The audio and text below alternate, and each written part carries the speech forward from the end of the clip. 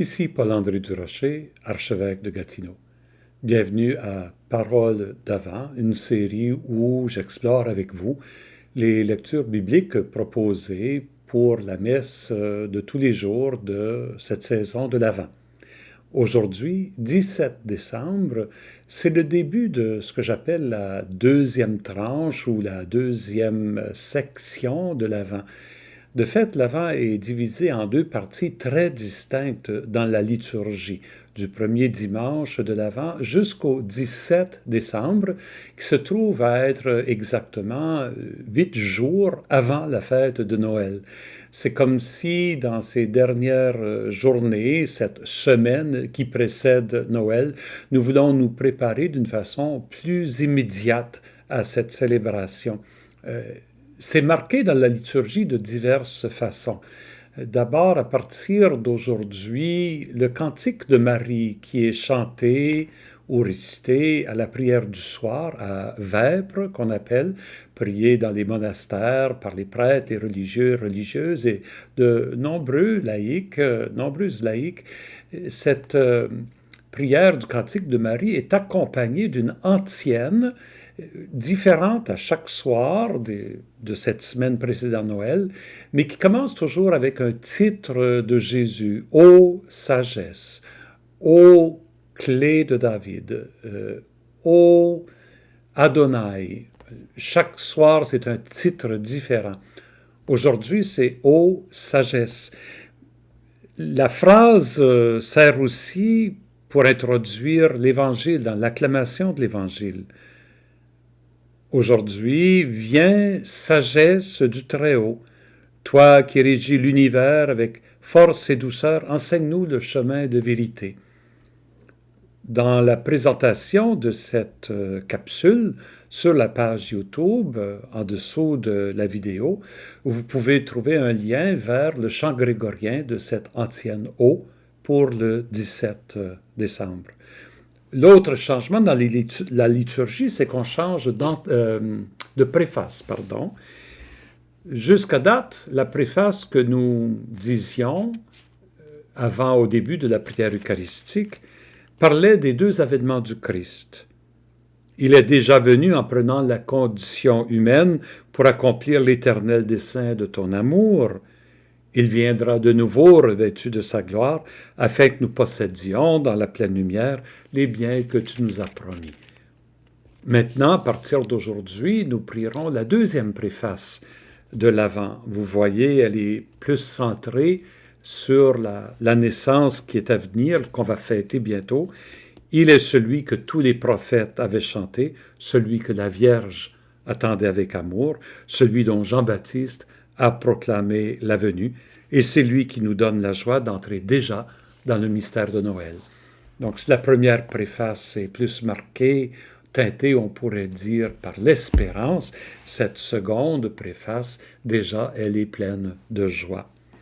Et dans les textes que nous lisons aussi, il y a un changement. Jusqu'à date, nous lisions des textes d'évangiles qui nous présentaient le lien entre Jésus et Jean-Baptiste. Maintenant, nous allons lire les textes des évangiles de Matthieu et de Luc qui sont plus directement concernés par les événements qui ont précédé la naissance de Jésus. Donc, nous lisons le premier chapitre de Matthieu et de Luc. Nous commençons aujourd'hui avec le premier chapitre de Matthieu, chapitre 1, versets 1 à 17. C'est le tout début de l'Évangile. Si vous aviez écrit un évangile, un peu présenter la vie de Jésus, comment vous commenceriez-vous? Matthieu commence d'une façon assez surprenante. Voici. Généalogie de Jésus-Christ, fils de David, fils d'Abraham.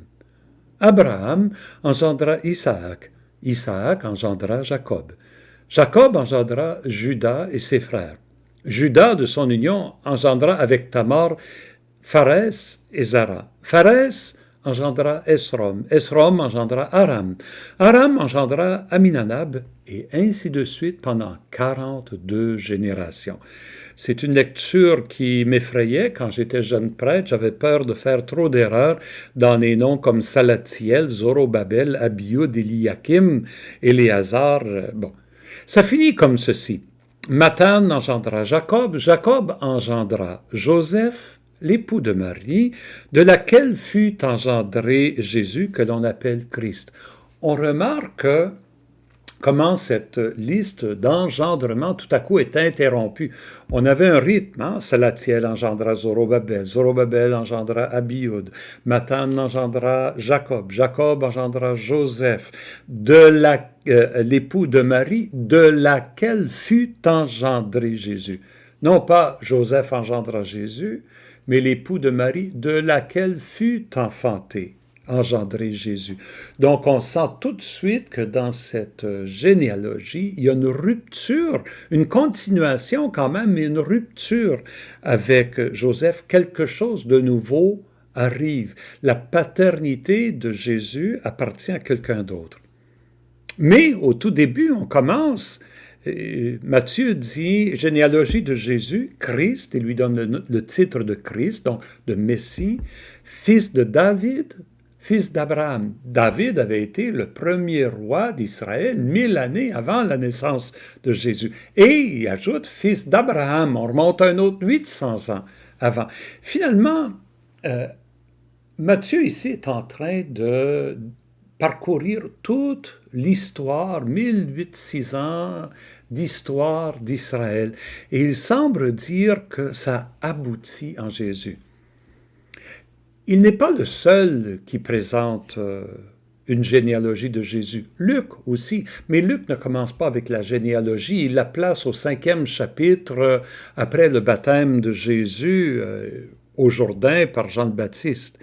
Les deux généalogies ne se ressemblent pas du tout, sauf pour quelques noms. Mais ce sont deux listes très différentes. Comment expliquer la différence de ces deux listes? Il faut savoir d'abord qu'on ne pouvait pas construire des généalogies à partir de registres baptismaux, de paroisses ou de records d'État. Ça n'existait pas. C'était des traditions orales et souvent qui étaient ajustées en fonction du statut qu'on voulait donner ou du message qu'on voulait donner à propos de la personne. Il ne faut pas chercher dans ces listes, ni celle de Matthieu, ni celle de Luc, une liste historique. Il faut chercher plutôt un enseignement théologique. Et qu'est-ce que Matthieu veut nous enseigner à travers cette liste des aïeux de Jésus? Il la divise en 3 groupes. Il dit le nombre total de générations est donc depuis Abraham jusqu'à David, 14 générations, depuis David jusqu'à l'exil à Babylone, 14 générations, depuis l'exil à Babylone jusqu'au Christ, 14 générations. C'est une structure, on pourrait dire, assez artificielle, mais elle doit indiquer quelque chose. Pourquoi cette liste de 3? Retournons dans la première liste, ce sont les patriarches. Ce sont les chefs de tribu jusqu'à ce qu'il y ait un roi en Israël. Pardon. Donc, Abraham, Isaac, Jacob, Judas, ces figures qui nous viennent des tout débuts de l'histoire d'Israël jusqu'à Jessé qui engendra le roi David. Alors nous arrivons au premier roi. Qu'est-ce qu'on peut remarquer de ces ancêtres? Premièrement, qu'ils sont tous des personnages un peu inégaux, on pourrait dire. Ce ne sont pas des modèles de sainteté, loin de là. D'ailleurs, ni les rois qui suivront tout à l'heure. On dirait que les patriarches sont un mélange de rude foi et d'une vie morale assez rude aussi. Et les choses ne se passent pas comme elles devraient normalement se passer. Abraham dit engendra Isaac, mais Isaac n'est pas son premier fils. Son premier fils, c'est Ismaël. Isaac va être le fils préféré et il va prendre la place du premier. C'est lui qui va assurer la succession d'Abraham. La même chose va arriver avec Jacob. Isaac a eu Ésaü d'abord, ensuite Jacob. Jacob a triché pour voler l'héritage de son grand frère et il devient le premier. Et Jacob lui-même, on va le voir dans un instant quand on va regarder la première lecture, il a 12 fils. Le plus âgé, c'est Ruben, mais c'est pas Ruben qui devient le premier, ça va être Juda. Et pourquoi Juda? On dirait que rien ne suit l'ordre qu'il faudrait. Et dans la généalogie, souvent on nomme des femmes, souvent 5 fois. Juda, de son union avec Tamar, engendra Pharès et Zara. Mais qui était Tamar? C'était sa bru, qui s'était prostituée, qui s'était déguisée en prostituée pour coucher avec son beau-père. Imaginez, c'est de l'inceste finalement. Un peu plus loin, Salmon de son union avec Rahab engendra Bose. Mais Rahab, c'est une prostituée, elle aussi. Bose de son union avec Ruth engendra Jobed. Ruth, c'est une étrangère, même pas israélite. David de son union avec la femme d'Urias engendra Salomon. Ben là, la femme d'Urias, Bethsabée, c'était une union illégitime, de l'adultère. David a fait tuer Urias pour être capable de marier sa femme après. Alors, on voit que cette généalogie, elle n'est pas faite de saints et de saintes. Et pourtant, Dieu réussit à faire avancer son plan de salut à travers ces hommes et ces femmes. Jésus, il est Dieu, fils de Dieu, mais né dans une lignée pleinement humaine. Hein? Et on pourrait dire que Matthieu veut faire de la projection. Et Jésus, il n'engendra personne, pas à la vie naturelle, mais à la vie éternelle, oui, ses apôtres. Et ces apôtres ont engendré des disciples, et ces disciples en ont engendré d'autres. Et nous avons été engendrés à la foi par quelqu'un, et à notre tour, nous sommes appelés à donner la vie de foi à quelqu'un d'autre. Et comme les ancêtres de Jésus, nous aussi, nous ne sommes pas tout à fait des modèles de sainteté, ni vous, ni moi. Nous sommes tous des êtres fragiles, faibles, pauvres, et pourtant, Dieu réussit à faire avancer son projet du royaume à travers notre pauvre humanité. Le deuxième quatorzain, on pourrait dire, de Matthieu, ce sont les rois d'Israël. David, Salomon, Roboam, Abia, Asa, Josaphat, Joram, Ozias, Joatam, Akaz, Ézéchias, Manassé, Amon, Josias, Jéconias, et là, c'est la grande déchéance, l'exil à Babylone. Et de ces rois-là, il y en a peut-être 2 ou 3 qui ont été des bons rois. Les autres ont tous abandonné l'alliance avec Yahvé. Eux non plus. C'est l'institution royale qui fait défaut. C'est pas juste on pourrait dire les patriarches, les personnages comme individus, mais ce sont des rois, l'institution royale qui fait défaut, qui est faible, qui est pauvre. On pourrait dire un peu comme l'institution de l'Église aujourd'hui, qui elle aussi, elle est craquée, fissurée, qui est loin d'être parfaite. Elle aussi, elle porte un trésor dans un vase d'argile. Et enfin, le dernier groupe de 14, Jéconias, Salatiel, Zorobabel, Abiud, Eliakim, etc., ce sont des inconnus. Leurs noms ne figurent en nulle part dans la Bible, sauf pour les 2 premiers, là, qui étaient les descendants de rois, mais bon. Mais les autres, on ne les connaît pas du tout. Ce sont des personnes anonymes, comme nous.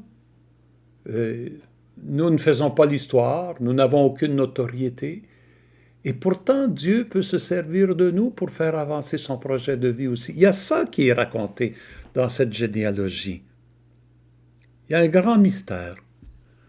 Et finalement, Jacob engendra Joseph, l'époux de Marie, de laquelle fut engendré Jésus, que l'on appelle Christ. Au début, Jésus est le Christ, à la fin, Jésus est le Christ. Ça aussi, Matthieu veut le souligner, Jésus est de la lignée de David, de la lignée des rois. C'est lui le Messie qu'on attendait. C'est lui celui qui vient porter, on pourrait dire, l'accomplissement des prophéties des prophètes. On va le voir dans la suite de notre lecture de l'évangile de Matthieu.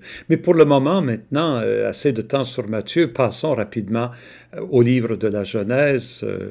Déjà, cette vidéo, elle est trop longue. Le livre de la Genèse nous raconte tout simplement Jacob et Judas. Donc, on a parlé du début de cette généalogie, Abraham, Isaac, Jacob et Judas.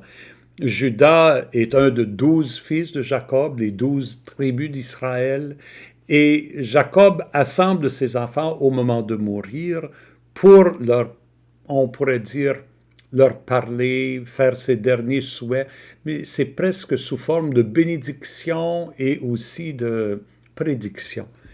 En ces jours-là, Jacob a placé fils... on est au chapitre 49, au début du chapitre 49, versets 1 et 2. Jacob a placé ses fils et dit, « Assemblez-vous, je vais vous dévoiler ce qui vous arrivera dans les temps à venir. Rassemblez-vous, écoutez, fils de Jacob. Écoutez Israël, votre père. » Jacob portait les deux noms, Jacob et Israël. Et maintenant, nous allons sauter au verset 8, qui est celui qui concerne Judas. Judas, à toi tes frères rendront hommage, ta main fera plier la nuque de tes ennemis et les fils de ton père se prosterneront devant toi. En d'autres mots, c'est toi parmi tes frères que je nomme comme étant l'aîné, celui qui va porter mon nom et, on pourrait dire, l'honneur familial. Et c'est pas juste Judas avec ses frères, c'est comme les tribus qui vont suivre par après. Chacune des tribus, c'est de Judas que va sortir le roi David, le premier roi, et c'est sur le territoire de Juda, parce que chaque tribu avait un peu sa région géographique, sur le territoire de Juda, que David va ériger sa capitale, Jérusalem. Alors, c'est cette préséance, cette prééminence, on pourrait dire, de Juda et de ses descendants dans le peuple d'Israël qui est annoncée. L'autre chose qui est annoncée, c'est la force militaire de Judas. Judas est un jeune lion. Tu remontes du carnage, mon fils. Il s'est accroupi, il s'est couché comme un lion. Ce fauve, qui le fera se lever? Et enfin, c'est presque une prophétie de la royauté qui va surgir de la descendance de Judas. Le sceptre royal n'échappera pas à Judas, ni le bâton de commandement à sa descendance, jusqu'à ce que vienne celui à qui le pouvoir appartient, à qui les peuples obéiront. En hébreu, c'est une phrase jusqu'à ce que vienne celui à qui le pouvoir appartient. C'est qui cette personne-là? L'expression en hébreu est une expression énigmatique. Et la meilleure traduction qu'on peut donner, c'est ça, là, jusqu'à ce que vienne celui à qui le pouvoir appartient, et ensuite à qui les peuples obéiront. Cette phrase mystérieuse d'un descendant de Judas qui serait roi, que la royauté serait maintenue jusqu'à il y en ait un qui ait la plénitude du pouvoir et auquel tous les peuples vont obéir, ben, le prophète Ézéchiel l'a compris comme parlant du Messie à venir, de celui qui viendrait régner vraiment au nom de Dieu. Et les premiers chrétiens, les premières chrétiennes ont vu l'accomplissement de cette phrase de Jacob dans la personne de Jésus. Donc on voit un peu le lien entre la généalogie de Jésus, ses premiers personnages, les patriarches, la parole de Jacob et la naissance de Jésus. C'est vraiment l'Ancien Testament qui vient se réaliser et s'accomplir dans le Nouveau. Avec ces quelques réflexions, je vous quitte jusqu'à demain en vous souhaitant une belle et une bonne journée. Ma bénédiction vous accompagne.